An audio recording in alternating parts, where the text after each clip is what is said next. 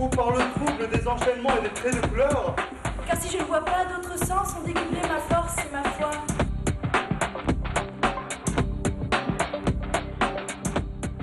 Ici ou ailleurs, quelle différence? OMNIS, c'est une école supérieure de commerce et de management qui recrute des bacheliers pour les amener jusqu'au Bac+5. Et à partir de cette année, pour emmener les meilleurs, faire un MBA à New York.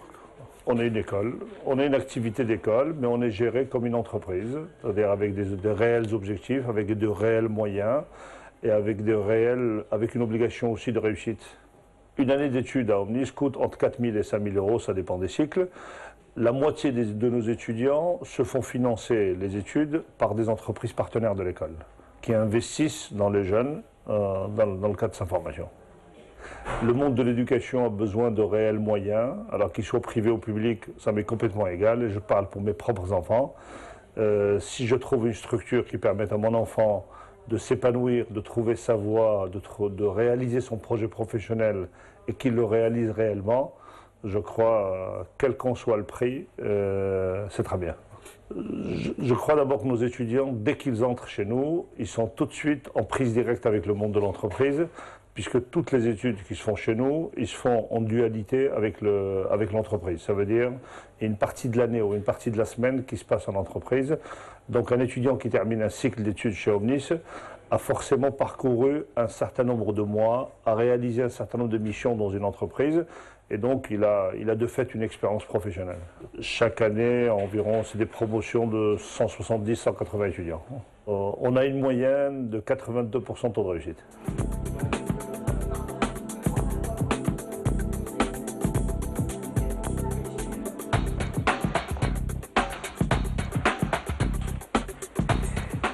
En ressources humaines, il y a des profils assez intéressants qui se développent beaucoup ces dernières années. Donc en ressources humaines et en marketing et management, les profils sont très variés, sont multiples. Et généralement, les étudiants qui sortent des formations OMNIS, les étudiants étant eux-mêmes en alternance, généralement enchaînent très rapidement dans le monde du travail.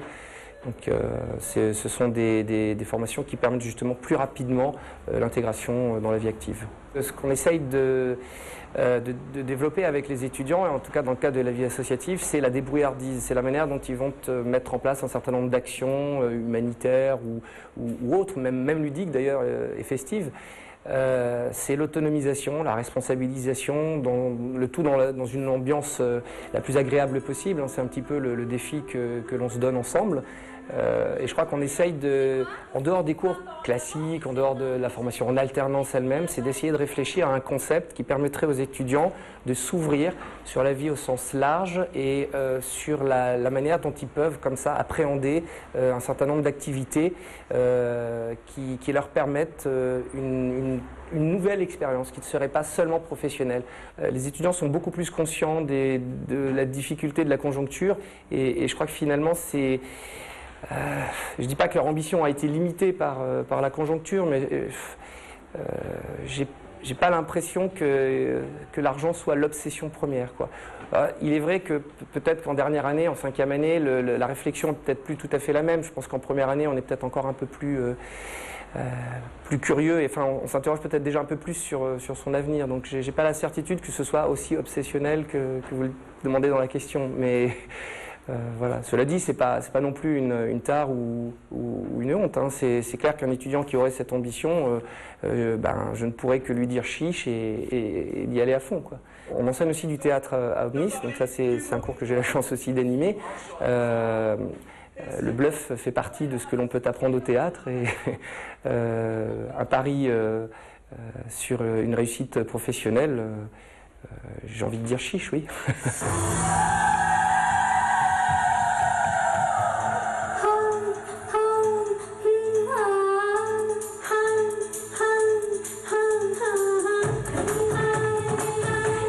Moi, je pense que c'est l'expérience professionnelle qui est la plus importante. Et Et c'est vrai que sur un CV, au final, c'est vraiment l'expérience que l'employeur regarde et pour moi, c'était le plus important. Alors, je recherche le diplôme, mais aussi le développement personnel. Donc, le diplôme, forcément, on est obligé de passer par là, mais le développement personnel, parce que ça apporte énormément de choses et c'est très important aussi dans la vie professionnelle. Je m'en suis déjà rendu compte quand j'ai cherché mes stages, donc en alternance, j'ai pas eu de mal à trouver. Donc déjà peut-être du fait que je sois un peu plus à l'aise ou de fait de mon expérience, mais moi personnellement j'ai jamais eu de problème. Donc ça me fait pas peur.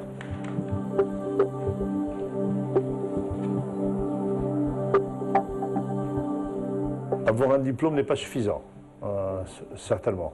Le diplôme en France ou en Europe, il est uniquement libellé en termes académiques, en termes uniquement de savoir.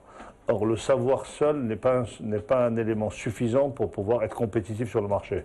Il faut le savoir-être, le savoir entreprendre, le savoir communiquer, le savoir se vendre.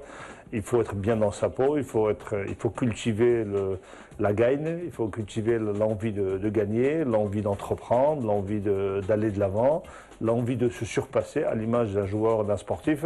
Il faut toujours qu'il se challenge et qu'il puisse réussir. Donc le diplôme n'est pas suffisant.